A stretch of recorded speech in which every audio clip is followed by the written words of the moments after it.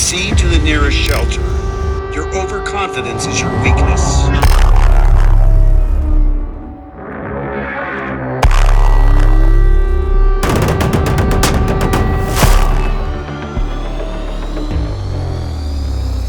آیا در اوکراین هنوز جنگه؟ مردم این کشور بعد از 4 سال جنگ چجوری زندگی میکنن؟ من یوشیتام و برای پاسخ دادن به این سوالا در مه 2026 برای 1 هفته به اوکراین سفر کردم. یه جاهای دوری آدم همزمان میبینه که باورش نمیشه. در این ویدیو قرار با هم از لویو تا کیف هم سفر بشیم، با مردم محلی، مهاجرین و ایرانیان ساکن اینجا صحبت کنیم تا از عواقب جنگ توی زندگیشون باخبر بشیم. من بگم چه جاهایی که ما فقط نخوابیدیم. به بوچا و ایرپین سر بزنیم، جاهایی که بزرگترین فجایع این جنگ از اونجا شروع شد. حالی که منفجر شد، در حالی که کل آدم زیرش بودن. در کنار اینها قراره با زیبایی‌ها و فرهنگ اوکراین بیشتر آشنا بشیم. تا آخر این ویدیو با من باش که عجیب ترین لحظات این سفر هم در آخرین ساعتش برای من اتفاق افتاد. نور. بچه این سفر واقعا سفر سنگینی برای من. آجر خطر. به خاطر آجر خطر گفتن همه باید پیاده شن از مترو. فقط به این فکر میکنم که چجوری این آدما این استرس رو 4 ساله دارن باهاش هر روز زندگی میکنن. میگن که شهر کیف رو باید تخلیه کنیم.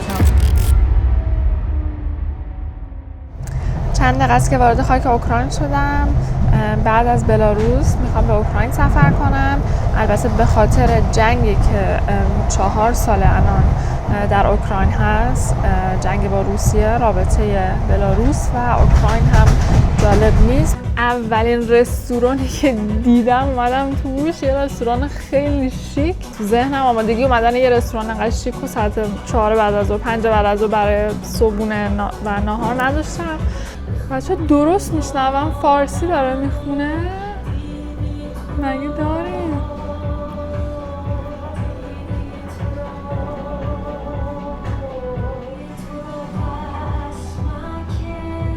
آره فارسی میخونم. نمیدونم چه آهنگی باشم قشنگه.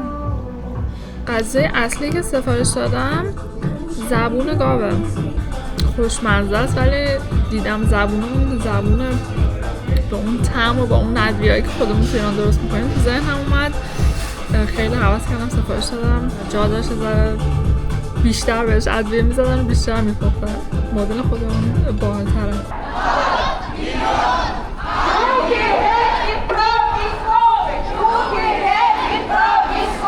خیلی جالب بود این راهپیمایی که بود. تا اونجایی که من متوجه شدم در مورد حقوق اجتماعی و حقوق زنان، حقوق جامعه LGBTQ خیلی جالب بود برام. تو صدای تظاهراتی که شنیدم مطمئن بودم که حتما یه چیز ضد جنگه و در مورد جنگه، ولی خیلی جالبه که تو کشوری که جنگ در حال اتفاق افتادن هست همچنان مردم به مسائل اجتماعی هم فکر میکنن و فعالیت‌های اجتماعیشون هم انجام میدن و اینجور بحثا هم موازی با جنگ در جریانه. صبح بخیر از لویو. اومدم یک هتل جدید، هتل لویو اسمشه. یه هتل بسیار کلاسیک و قدیمی دقیقاً توی مرکز شهر.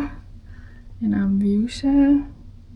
تمام دیوارای هتل رو اینجوری نقاشی کردن از شهر لویو که تو گذشته چه شکلی بوده و اینجا هم مثل هر ساختمون دیگه که بری علامت زدن که پناهگاه برای اینکه اگه حمله بشه کجاست. اینجا توی رستورانش هست.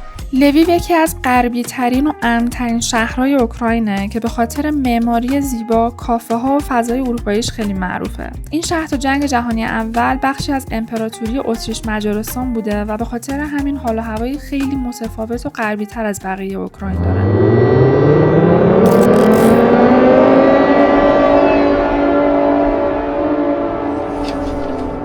داشت خوابم میبود که صدای آلارم حمله اومد ولی نمیدونم باید برم پایین یا نه. ساعت 12:37 شبه توی لویو. اولین باره که تو زندگیم صدای آلارم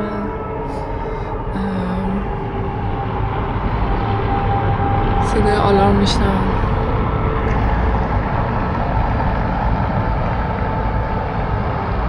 توی رستوران هتل پناهگاهه، ولی انقدر اینجا دیگه همه براشون عادی شده من نمیشنوم صدای کسی بیاد که در حال پایین رفتن باشه. نمیدونم، به نظرم صبر کنیم اگه آلارم دیگه اومد بعد یه حرکتی بکنیم. نقشه اوکراین توی این اپی که آلارم میزنه روی تلفن‌ها و کل نقشه قرمز شده. تا صبح که کلا فقط این شرقش بود، حتی کیف هم نبود. عصری من چک کردم کیف یه ذره قرمز شده بود، دقیقا نمیدونم چی شده ولی کل نقشه قرمز شده. خود مردم اوکراین یه سری گروه های تلگرام اینا دارن که سریع مثلا آپدیت میشن چه خبره. این همون تو مایه های وحید آنلاین خودمون. ساعت 4:20 است. یکی دیگه شب شلوغ پلوغی هم هست این که امشب. فردا متوجه شدم که شب گذشته یکی از سخت‌ترین شب‌ها برای مردم کیف بوده. یکی از سنگین‌ترین حملات این جنگ به پایتخت اوکراین که در اون کلی موشک به اماکن عمومی و مسکونی اصابت کرده بود و تعدادی کشته و مجروح به جای گذاشته بود. ساعت 3:30 بعد از ظهر یک گپ ریزی با عموها اینجا زدیم، عرق تعارف کردن بهمون،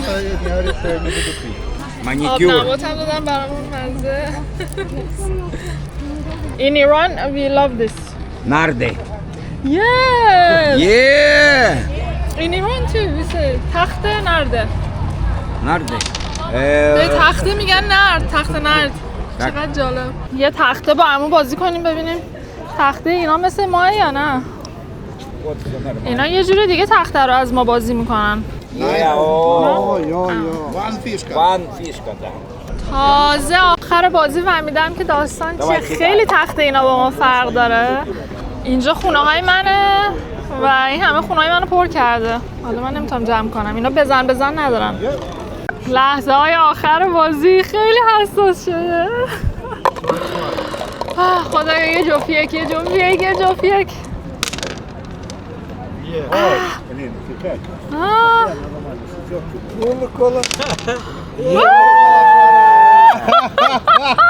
Very good. Садись, Серега. بردمش. Заплати бабки, Коля. You know Iran? تا گفتم ایران گفت پرسیا.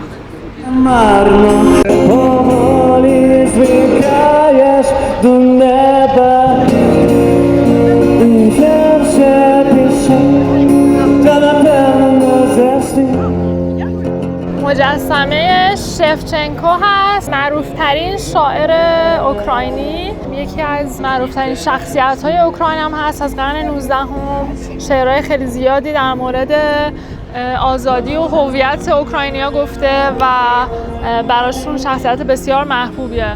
با فردوسی ما میشه مقایسش کرد و اینجا تو مرکز شهر مجسمه‌اش هست. از زیرش هم کلی گل و اینا گذاشتن که فکر میکنم مربوط به جاویدنامه‌های جنگشون باشه. خیلی از جاهای شهر که میری، جاهایی که میدون هست یا نمادی چیزی هست، میبینی که دست گل همیشه هست و یادآور اینه که در همین لحظه که حرف میزنیم هر روز آدم‌های بیشتری دارن توی این جنگ جونشون رو از دست میدن. الان توی میدون رینوکه هستم.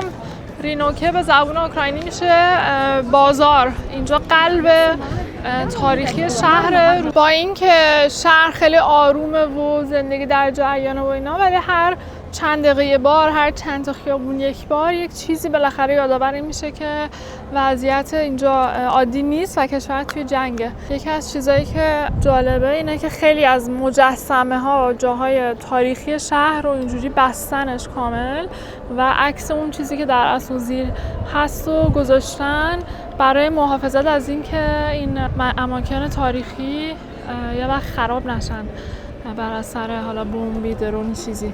و روش به زبان اوکراینی نوشته که بعد از پیروزی از قطعه اوریجینالش با هم دیگه لذت خواهیم برد.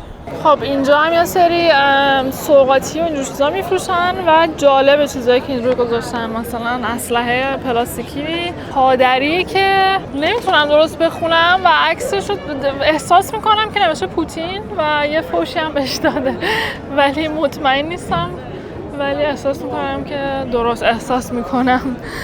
نوشته اختونگ راشا، اختونگ به آلمانی میشه attention، توجه، روسی هم که دیگه روسی است و دیگه احتیاج به توضیح هم نیست.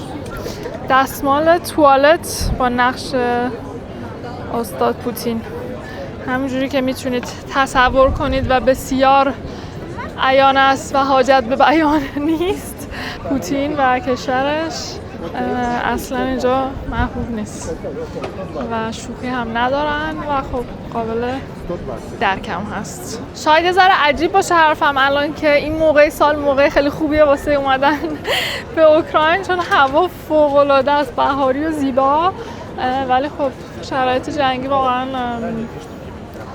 من آدم کنجکاویم و دوست دارم کشورها رو تو شرایط مختلف تجربه کنم، البته بدون کار احمقانه انجام دادن، ولی جنگ به کنار، از نظر آب و هوا و موقع سال بهترین موقع است برای گشتن اروپا. مثلا اروپا توی بهار و اوایل تابستون یه چیز دیگه است و بقیه سال باید ازش فرار کرد. You need to do 33 push-ups at least. Yes. And after finishing this task, you can drink coffee for free here. 33 push-ups, one coffee? Yeah. What's your name? Mart? Yes. Ah. Are you from Lviv? Yes. Yes? What is your name? My name is Matvey. Matvey? Ah.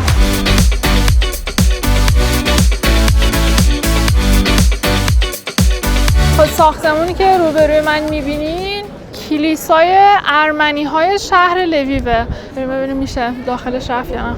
بسیار زیبا. اینم حیاط و محوطه بیرونی کلیساست.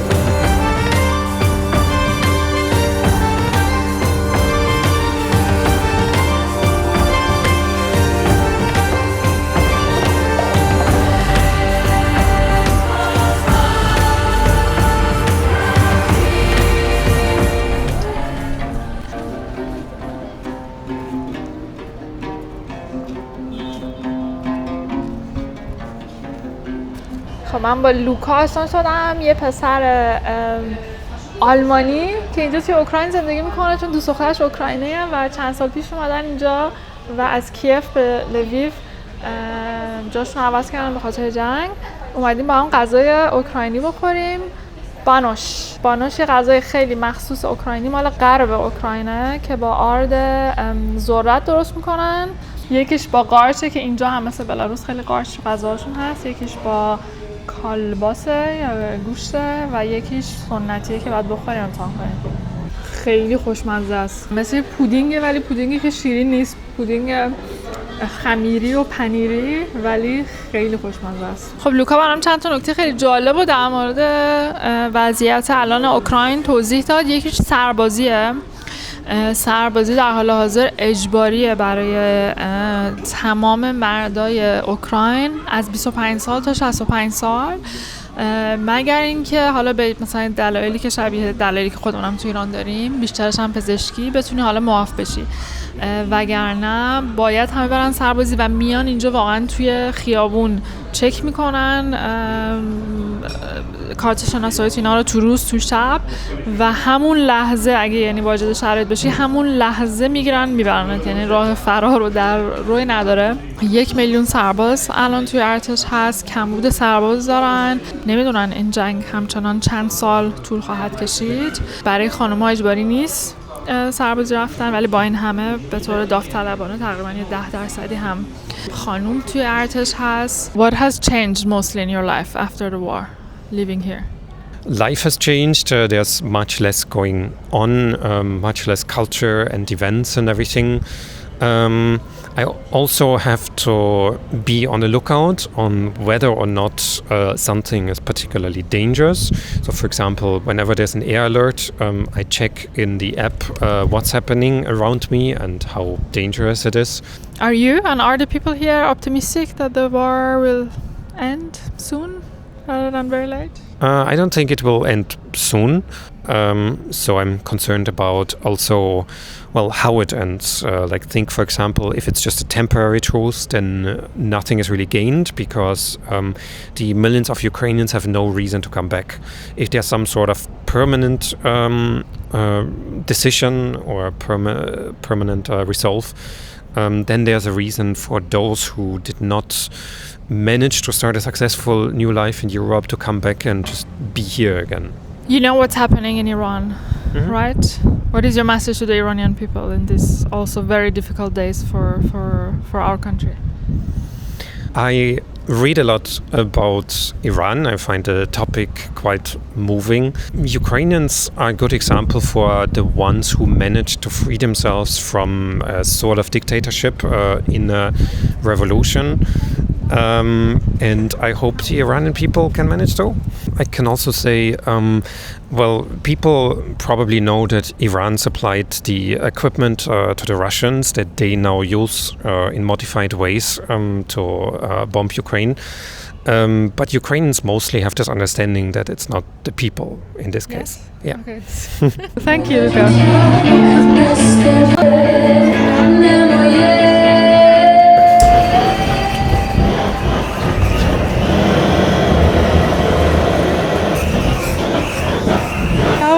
Performance. Why?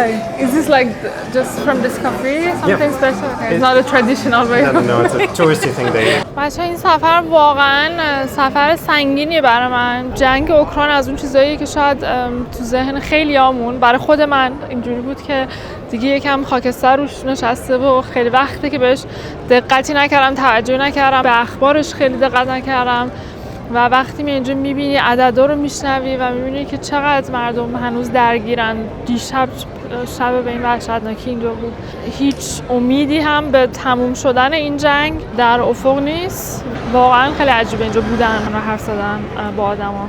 بچه این مجسمه شیرم که خیلی جا میبینیم نماد اصلی شهر لویو هست. میدونی دارم فکر میکنم که اگه من امروز اوکراین نبودم درک نمی‌کردم چه شب سختی اینجا گذشت. شب خیلی سختی برای من نبود یا اینجا شهر لویو، ولی امروز همه دارن در موردش حرف میزنن. چون من اینجا هم و دارم در مورد اوکراین میخونم، میبینم، حرف میزنم و اینا، برام خیلی برجسته است این قضیه. شاید بگین که چرا مثلا میری همچین جاهایی، ولی دقیقاً سفر کردن برای من همینه. تیتر اخبار و چیزایی که تو روزنامه میبینی از جنگش گرفته تا وضعیت کشورها، مثبت، منفی، چیزای خوب، چیزای بدش، از اون 4 تا خط نوشته با جوهر مشکی و چند تا عکس به واقعیت تبدیل بشه. از فردا و از بعد از این سفر دیگه اوکراین برای من اون اوکراین قبل این سفر 100% نیست. وقتی توی همچین روزایی، توی همچین شبایی اینجا بودم و دیدم که هم درد مردم و هم در کنارش چجوری زندگی معمولیشون جلو رفتن رو. Luba, what's the most important thing about Ukrainian culture? Cuisine and how people, for example, overcome the Russian invasion. How brave they are. Many of them, not all of course, but. You are from which city? Drohobych city, yeah. From countryside, 1 hour south of Lviv, near Carpathians mountains. What do you know about Iran? I know touristic places. I know how really? people. Yeah. I know some because I like travel and I discover some interesting and different countries. And the Iranian is interesting history. They have interesting history and beautiful people like you. I want to visit, inshallah, one day. Yeah, I hope you can go.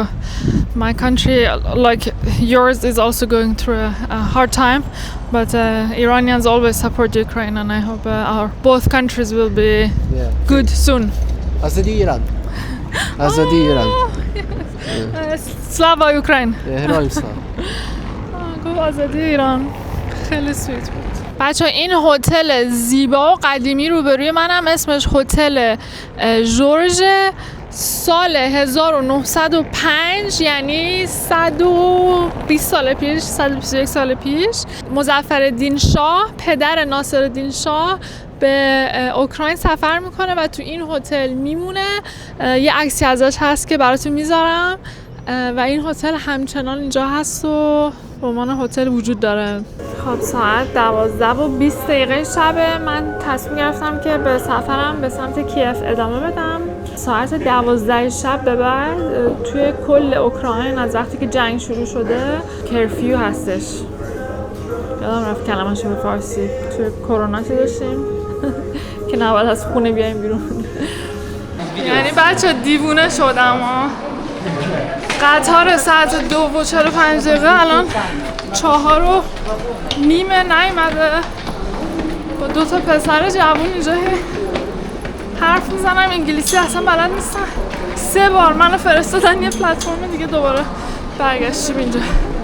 هی میگن باید بریم اونجا، میرم اونجا، بعد میگن نه دوباره باید برگردیم اینجا.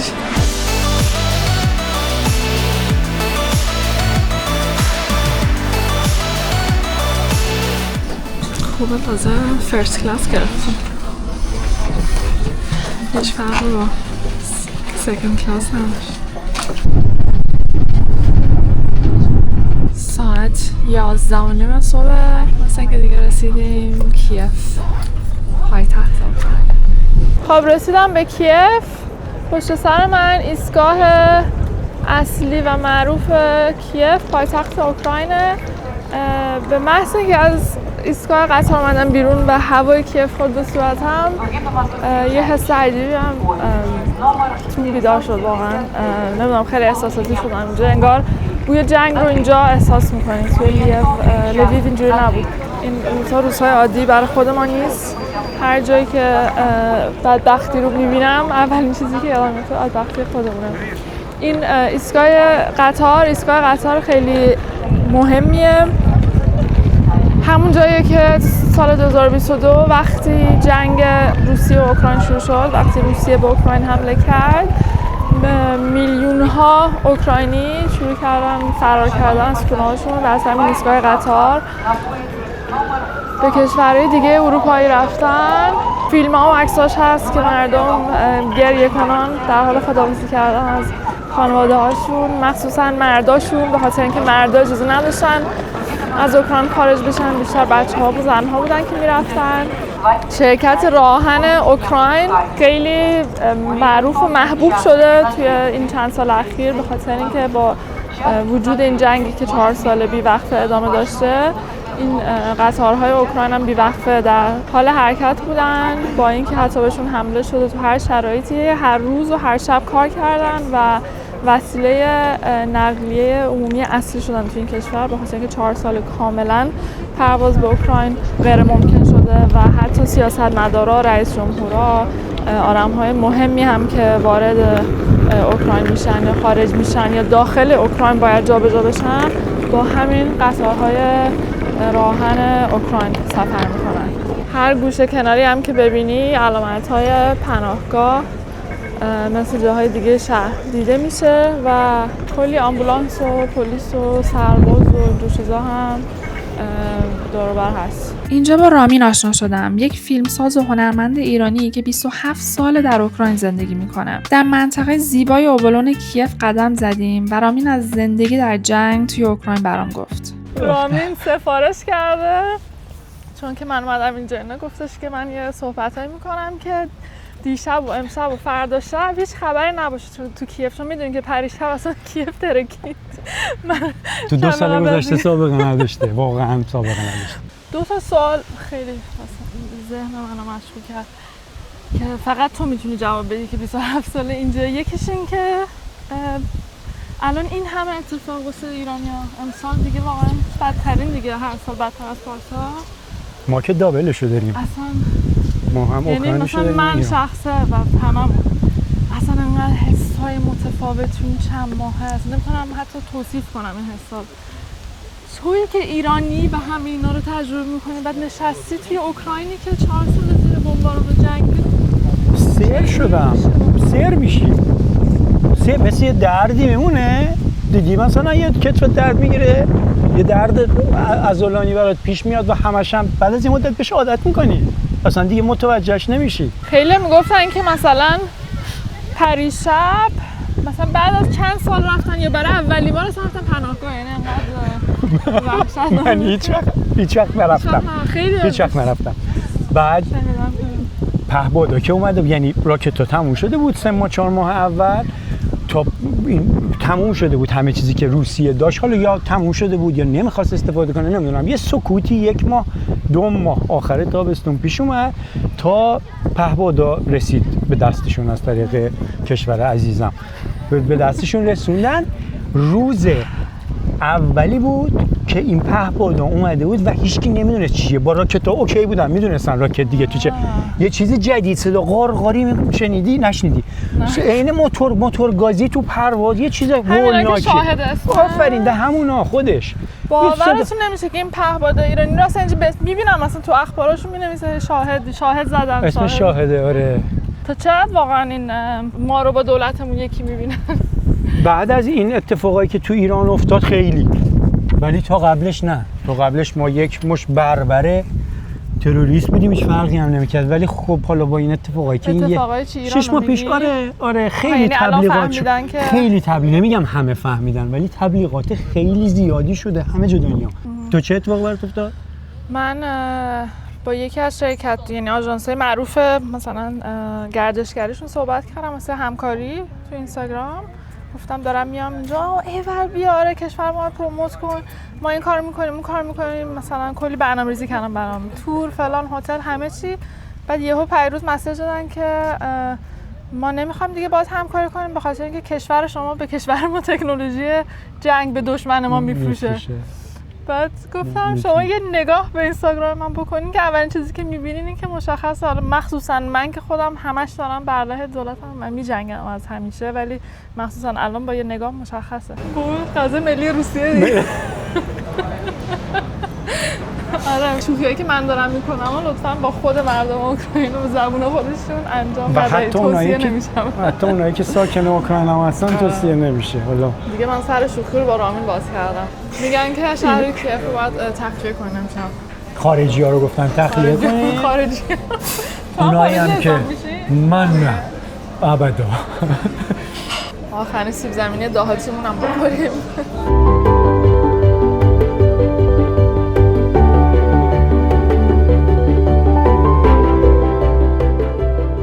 صبح بخیر بچه از کیف.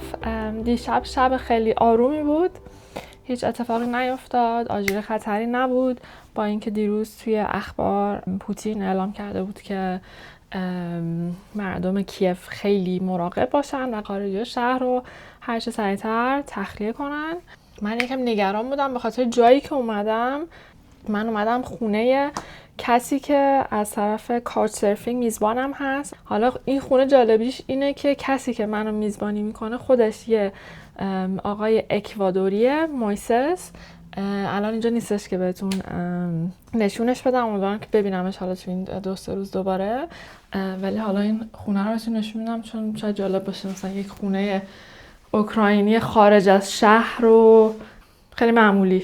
یکی از اون چیزایی که میگم توی جنگ آدم بهش مثلا دقتاش عوض میشه اینه که مثلا میگفت این خونه رو انتخاب کردن که دلیل اصلیش این بود که اجاق گازش گازیه و برقی نیست. زمستونی که گذشت توی اوکراین زمستون بسیار سختی بود به خاطر اینکه روسیه مرتب نیروگاه‌های برق اوکراین رو میزد و مردم مشکل برق داشتن کل زمستون. بعضی روزا تا 16 ساعت 20 ساعت امکان داشت برق نداشته باشن و خب میدونیم زمستون اینجا خیلی سرده، برای همین دیگه دسترسی به گرمایش و از اون و اینترنت و خیلی چیزا همه چی به هم میریزه دیگه. داشتن اجاق گازی میتونه کلا زندگی تو عوض کنه. آسانسورش خیلی جالبه، دارم میرم بیرون حتما بهتون نشون میدم.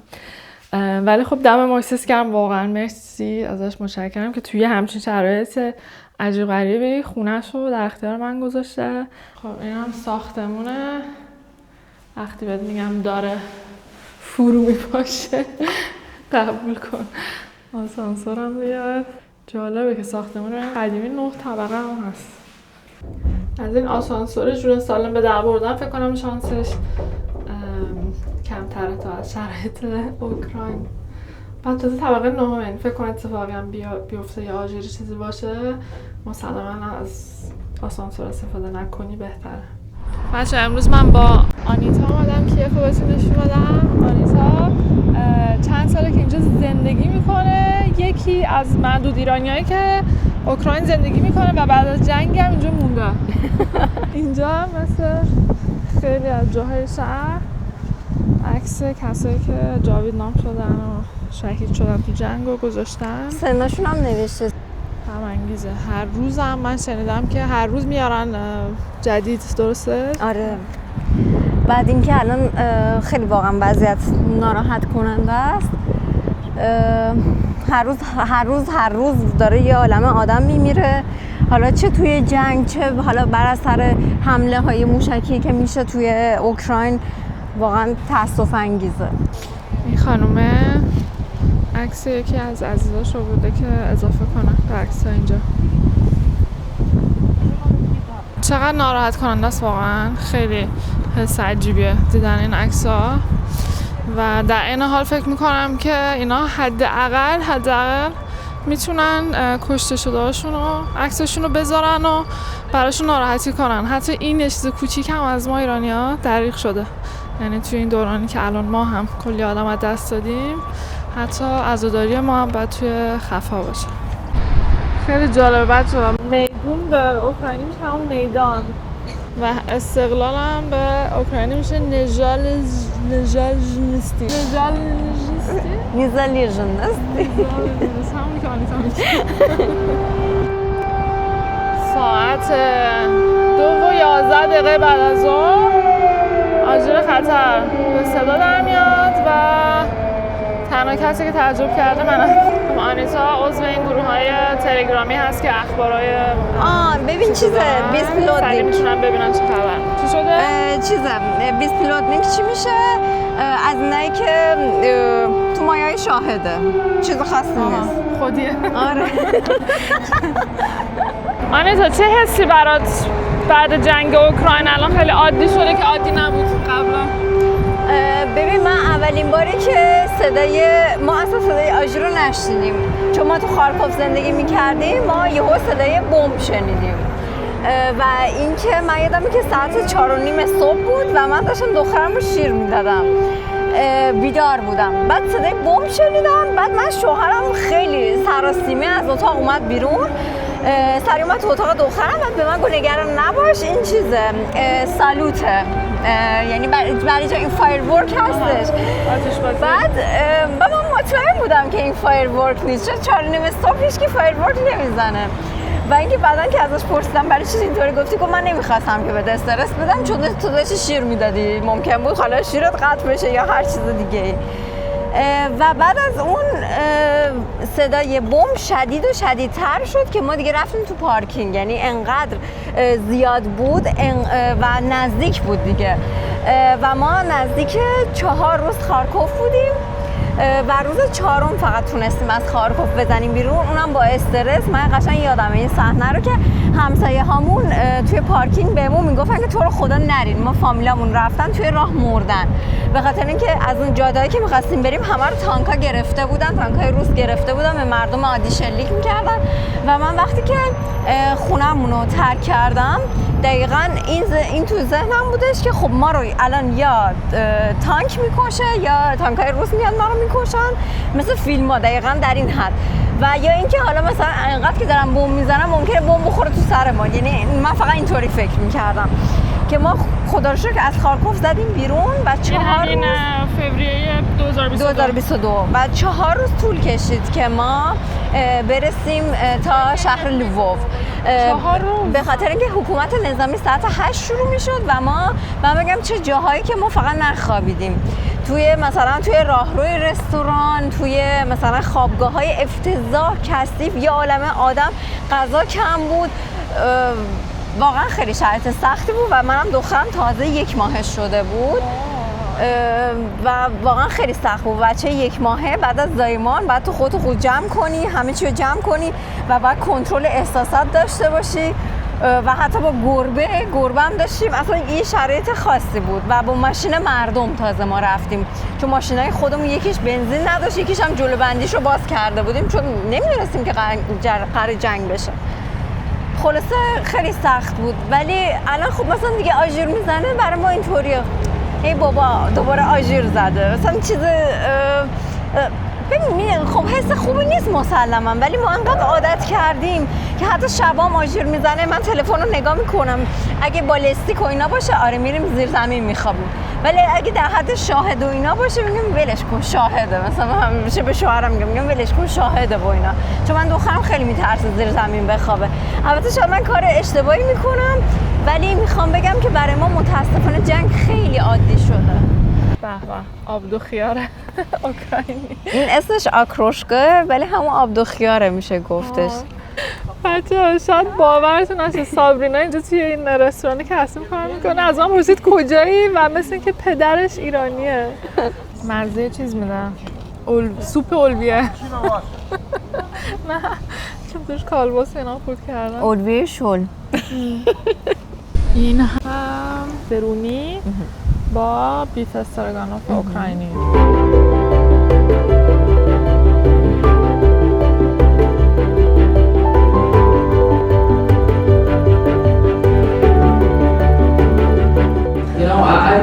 I'm pretty sure that I actually cannot just go through that. But we will use the word khachli in every line. You know the same fucking thing happened this time that happened last time. One of them went down in Donetsk on the Russians.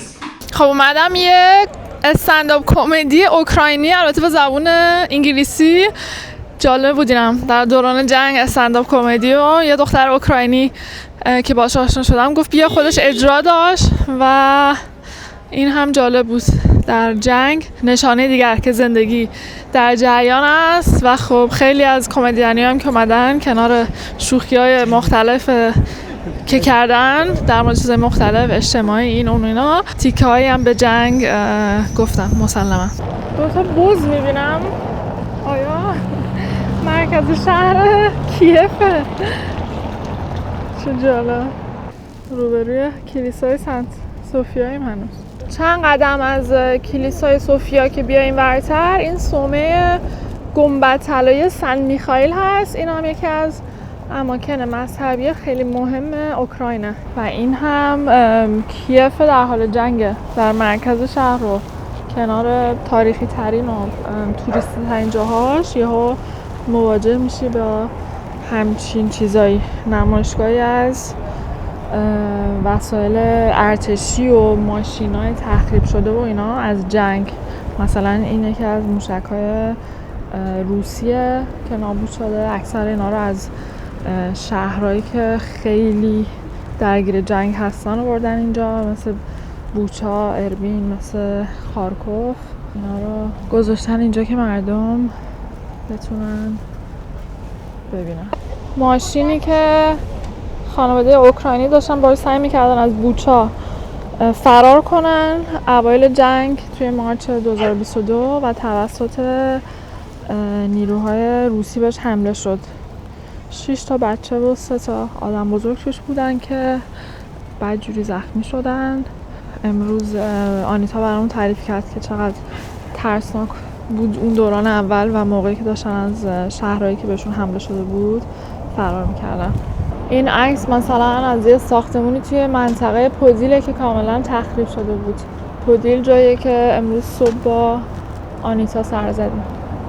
یا خدا نمیفهمم واقعا، شاید من احمقم، شاید من ساده‌ام، نمیفهمم، درک نمیکنم چجوری میشه که آدم ها همچین بلاهای سر هم دیگه بیارن به خاطر چیزای به این بی‌ارزشی. یعنی اصلا مگه داریم مثلا این کشور تو قرن 21 اومده حمله میکنه به یک کشور دیگه که به زور من بخشی از خاکتون رو میخوام به 1001 دلیل مسخره و این وسط هم مثلا 1 میلیون آدم از این ور اون ور قربانی بشن الکی به خاطر تصمیمات 3-4 تا پیرمرد. واقعا من ساده احمق نمیفهمم این دنیا رو. جالبه بدونین که نمیدونم در موردش حرف زدیم یا نه، ولی کشته های روسیه توی این جنگ از اوکراین حتی بیشتره. تصور کنین چقدر سرباز روسی که اصلا نه دلشون میخواد، نه این جنگ اصلا بهشون ربط داره، نه انگیزه‌ای برای این جنگ دارن، به زور فرستاده میشن و کشته میشن. روسیه بماند کلی آدم از کشورهای دیگه، از کشورهای آفریقایی، کنیا، اوگاندا میارن روسیه به بهونه کار، میبرنشون روسیه و بعد به زور میفرستنشون خط مقدم. فکر کن اصلا تو از کنیا باشی و جون تو و اینجا خط مقدم رفتنم یعنی دیگه بر نمیگردی، چه برای روسا چه برای اوکراینیا، بری کشته بشی به خاطر کشوری که حتی کشور تو نیست. کلی از زندان‌های روسیه 40% ظرفیت زندان‌های روسیه خالی شده به خاطر اینکه آدمای مجرم و خلافکار اینا، کلی آدمای معتاد، الکلی، کلی آدمایی که اینجوری از جامعه خارج شده بودن رو میفرستن جنگ به همین راحتی. و شاید غم انگیزترین قطعه این نمایشگاه این شاهید نام ها هست، سلاحی که ایران به روسیه میفروشه و اینجا به اسم شاهد میشناسن، یعنی درونای شاهد میاد کلاً به اسم شاهد میشناسن که خب مسلماً اسم ایران رو هم برای مردم اوکراین خراب کرده و 50,000 تا از این درونا روی سر مردم اوکراین ریخته شده تو این 4 سال. چند صد نفر آدم فقط توسط همین درونا کشته شدن و هزاران آدم زخمی. عظمت این تانک‌ها رو فقط ببین کنارش وایمیستی، یعنی فقط تصور کن که مثلا این فیلم‌ها توی شهر دیگه همچین چیزی بیاد و همینجوری رو خیابون آدم‌ها اینا رد بشه و شهر تو اشغال کنن. این فیلم‌های سینمایی، ولی واقعیتی که اینجا مردم تجربهش کردن. به نظرم بسته برای امروز. موافقی؟ بریم تا کرفیو شروع نشده، بریم فردا توی اوکراین چی منتظرمونه. صبح بخیر از اوکراین. امروز اومدم به بوچا سری بزنم، یک شهر کوچیک و بی‌حاشیه قبل از آغاز این جنگ که بعد از شروع این جنگ به یکی از نمادهای اصلی کشتار و جنایات جنگی این جنگ تبدیل شده و اینجا یکی از اولین جاهایی که وقتی ارتش روسیه توی فوریه 2022 به اوکراین حمله کرد اینجا رو اشغال کرد و جنایاتی که توی اون چند وقتی که اینجا اشغال شده بود انجام شد یکی از وحشتناکترین جنایات جنگی این جنگ و جنگ‌های معاصر دنیاست. بعد از اینکه ارتش اوکراین موفق شد این شهر رو آزاد کنه 412 جسد پیدا کردن که دستاشون از پشت بسته شده بودن و به طور دست جمعی کشته شده بودن. خیلی از اینا رو توی گورای دست جمعی انداخته بودن. خیلی از خانواده‌ها به شکل خیلی وحشتناکی از شهر مجبور شدن فرار کنن. خیلی‌ها تا هفته‌ها توی زیرزمیناشون از ترس سربازای روسی قایم شده بودن و خیلی‌ها هم موفق نشدن که قایم بشن و فرار کنن و داستان‌های دردناک خیلی زیاد هست از این شهر. اینجا الان مهمترین کلیسای شهر روبروی من که پشتش به یکی از جاهای یادبود اصلی کشته های این شهر تبدیل شده. بریم با هم یه چرخی توی این شهر بزنیم.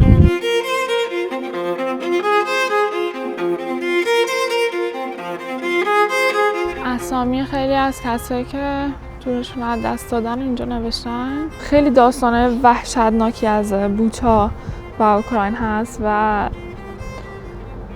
نکته عجیبش اینه که این مثلا از تاریخ و نمیدونم جنگ جهانی اول و دوم و قرون وسطا و اینا نیست. همه این اتفاقات توی همین 4 سال اخیره که هممون خیلی نزدیک زندگی رو تجربهش کردیم. I have many communication with foreign people, with journalists, with politics, with many, but it's memory yes. and And your house is here? Da, my house is. What is your name? My name is Vira. Vira? Da, my name is Vira. It's for Iran and yes, for others. for Iran and everyone. By Yeah. the first my dream, the first my stop war. Russian soldiers go on. We don't want Russian peace. We don't want. I was in Bucha to 10th of March 2022, and my son, he was civilian, but he go defend our Ukraine, and now my son I'm very sorry. and all sons of Ukraine. No war. We don't want Russian. No Putin. No. A small country and a large country. Large country. Yes. Small country. If you want time, I may. But today I go on bazaar. Yes. Bazaar. Can I go with you to bazaar? Buy flowers and flowers to my son. He's here? This is memorial? No, memorial on cemetery. Okay. Not far from this. Okay. Not far from this. If you want. I walk with you to bazaar? If you want, if you want. خیلی مهربونه. منو دعوت کرده خونه، میگه میتونی به خونه من بمونی شب، بیا ناهار خونه ما. و از اینکه گفتم ایرانی هم خیلی ذوق زده شد، میدونست که توی ایران هم خیلی مشکل داریم و براش توضیح دادم که مردم ایران با دولتش یکی نیستن. Perhaps Iran's women, and women and children in Iran village in mountains. My telephone. میگه فیلم دیده از یکی از روستاهای ایران و از زندگی خانم ها و بچه ها. اینا هم نمیدونم میبینی یا نه، پنجرهاشون رو برای به خاطر انفجار و اینا چسب میزنن و خیلی از خونه ها پنجرهاشون خرابه هنوز از اون موقع. البته بیشتر خرابی ها رو بازسازی کردن توی این چند سال. 47,000 لیو. میگه از 53,000 نفر جمعیت 45,000 تاشون رفتن. فقط 5,000 یا 7,000 نفر از جمعیت موندن هنوز اینجا. اون تانک تودا люди people تانک‌های روسی میگه همه همین جاها بودن. بهش گفتم مطمئنم معلمی و میگه آره معلم ریاضیه. Your English very good. I study English now. I study English. تمام این خیابونا رو میگه ارتش روسیه بود و دونه دونه بهم نشون میده جاهایی که شلیک شده و خراب شده و یه سری جاهایی که تعمیر نشده و شده. اینا هم همینجا کلی خرابی اینجا هست که هنوز درست نشده. Да, слава Богу. ازش پرسیدم برای چی موند توی بوچا. میگه انقدر همه چی گیج کننده بود اولش که واقعا نمیفهمیدیم، ولی بعد از یعنی 27 فوریه اومدن روس‌ها 10 مارچ تخلیه‌شون کردن، بردنش منتقلشون کردن جای دیگه. اومدیم توی بازار شهر با هم یه چرخی بزنیم. میخواد ویرا گل بخره برای مزار پسرش.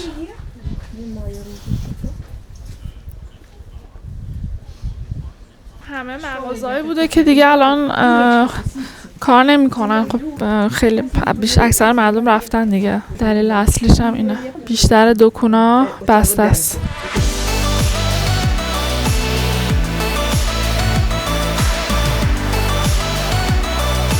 You are from Bucha? From Iran. برای فارسی. از کجا هستین؟ Uzbekistan. اسمت چیه؟ جهانگیر. جهانگیر؟ جهانگیر. خیلی خوشبخت. اویشه؟ یوشیتا. آها. خیلی خوب. چند سال اینجا زندگی میکنی؟ 6 سال. 6 سال؟ از تاجیکستان؟ از تاجیکستان. من عاشق تاجیکستانم. من شما رو دیدم در اینستاگرام. آره؟ بله. در اینستاگرام دیدم. در دوشنبه ویدیویی که در دوشنبه بوده. دوشنبه یه جاهای دوری آدم همزمان میبینه که باورش نمیشه. اینجا بودیم موقع اشغال؟ تو ماهی اپریل هم اینجا بودم. چجوری بود؟ چیزای سخت بود. وحشتناک بود. بله. دوستدار ایران هستم از حب رفتی ایران؟ انشالله میرم. نرفتم ولی موسیقی های ایرانی خیلی دوست دارم گوش میکنم. خواننده مورد علاقت که حمید هیرت. ویرا از من بیشتر ذوق کرد. چقدر مهربونه واقعا. زیزگی فویو. یه چیز کوچیک‌تر بهم بده گیفت. اینو حساب کن یه چیز کوچیک‌تر بهم بده. یه شکلات بهم بده. نزدیک. این چیزی ولی اینو من با من حساب. 100 سوم میشه. کارت بود. کارت لطفا.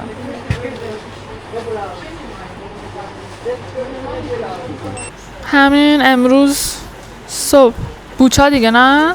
نزدیک اینجاست؟ For you. Yes. Ні, не надо, я сама куплю. Тільки в мене, я загубила карточку, ні, не надо. No, for you, please, I cannot take. Можна? Тобто вона не йде до мене? Все, бігом. Ну да. Бо я... اومدیم با ویرا قبرستون شهر بوچا. اینا هم همه اکثرا یا تو جنگ کشته شدن یا توی کشتار بوچا. Our Ukraine soldiers from civilian life. My friend's son, 20 years. جزو کسایی بوده که توی کشتار بوچا توی خیابون یابلونسکا. My son.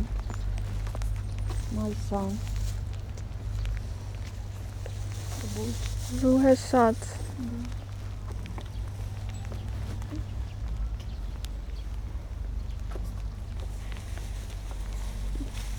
Потім я прийду, бо це я познайомилась 9 years, 05.03. Russian, Зіяказ Russian, Чекмарьове, бачите, Чекмарьове. You may on internet Чекмарьове мазе.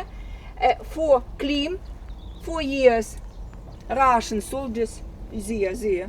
خب اومدیم اول خیابون یابلونسکا که معروفترین خیابون وقایع بوچا هستش. روبروی من ساختمونیه که روسا گرفته بودن و شده بود مرکزی که از اونجا شهرها اداره میکردن و کنارش یه یادبودی هست از 8 اوکراینی که اون موقع سعی کردن مقاومت کنن جلوی سربازای روسی وایسن و همشون کشته شدن. کلی تصاویر از تصاویر ماهواره‌ای بوچا آمد بیرون که ثابت میکرد کشتاری که اینجا انجام شده تو چه ابعادی بوده و چقدر وحشتناک بوده. خیلی از اجسادی که همینجوری توی خیابون ول کرده بودن اینا رو توی این تصاویر میتونستن ببینن. Russia розстріляли. On cemetery. خب همین جایی که من الان وایسادم جایی بود که 9 تا اوکراینی رو اعدام کردن بدون دلیل. 8 تاشون اینا هستن. نفر 9 جون سالم به در برد. شلیکی که بهش کردن به پهلوش خورد و زنده موند و نمرد. اعدام های خیلی زیادی توی اون چند هفته اینجا انجام دادن. آژیر خطر. Proceed to the nearest shelter. به Don't صدا be دارم. careless. Your overconfidence is your weakness.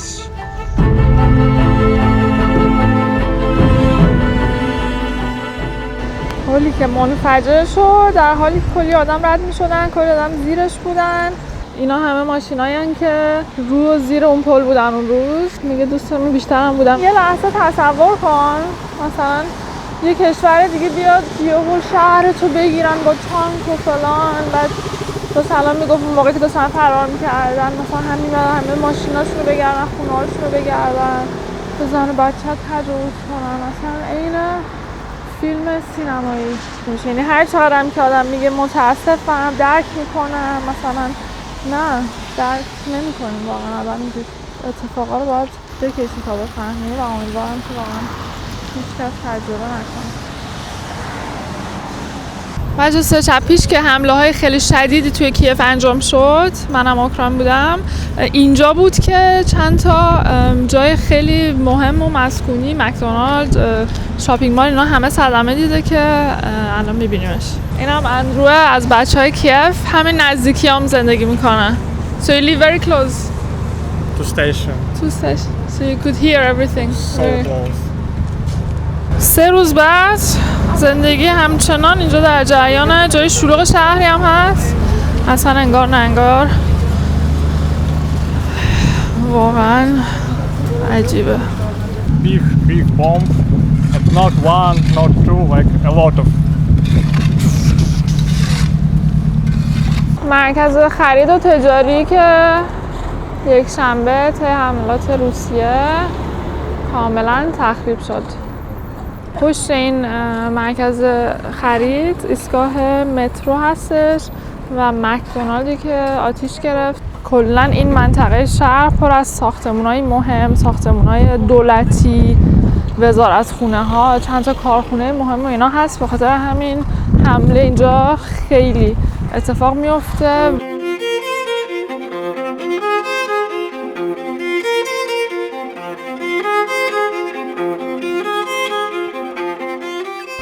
اندرو که اینجا زندگی میکنه میگه این بزرگترین حمله بود توی این جنگ به کیف.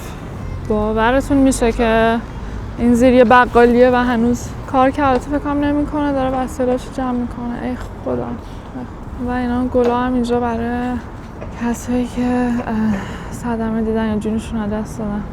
شاید در ما که اخیراً این درد خودمون کشیدیم فهمیدن و درک کردنش خیلی نزدیکتر باشه تا برای خارجی. روبروی این خونه این پایگاه نظامی بوده که اینو میخواستن بزنن که اصلا نخورده بهش، خورده به این.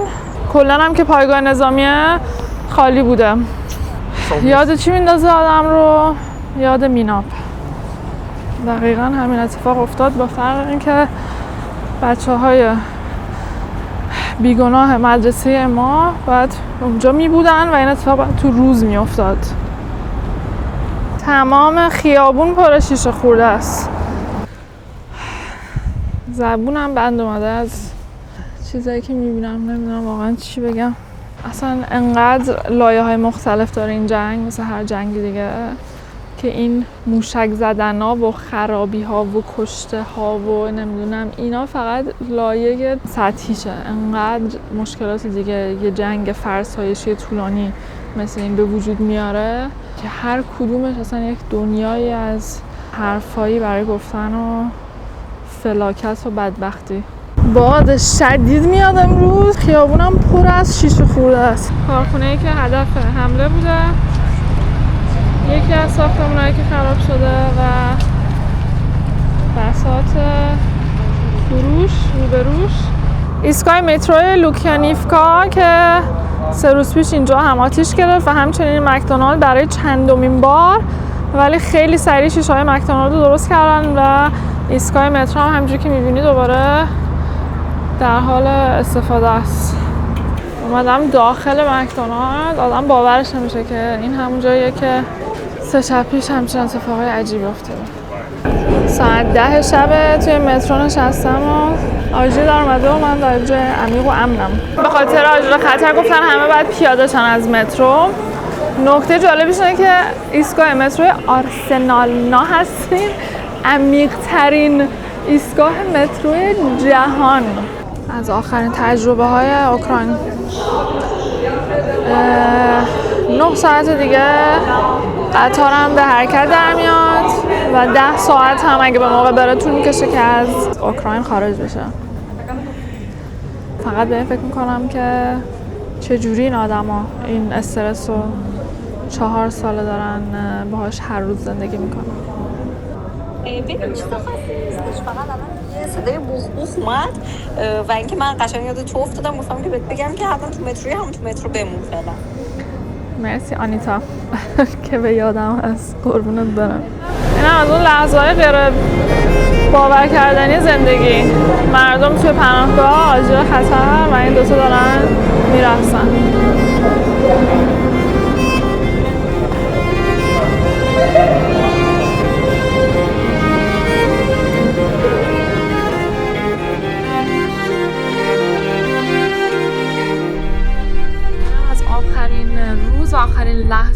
من توی اوکراین. روز آخر من فقط توی قطار گذشت. صبح خیلی زود از کیف راه افتادم. الان 7 شب 12 یا 13 ساعتی که توی قطارم.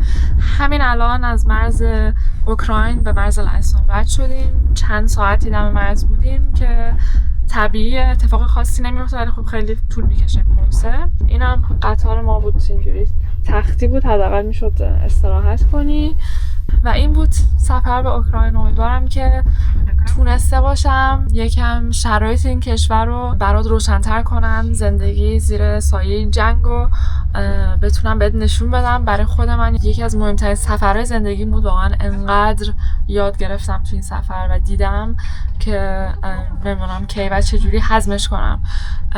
برام حتما نظرتو بنویس در موردش و امیدوارم کنار مسائل جنگی و چیزهای شاید غم انگیزی که بهت نشون دادم تونسته باشم از زیبایی های اوکراینم بهت نشون بدم، قشنگیاشو، فرهنگشونو و اوکراین دور از جنگ. برام بنویس چی برات جذاب‌تر بود و واقعا امیدوارم که به این کشور برگردم و دفعه بعدی که میام اینجا شرایطش بهتر از این باشه.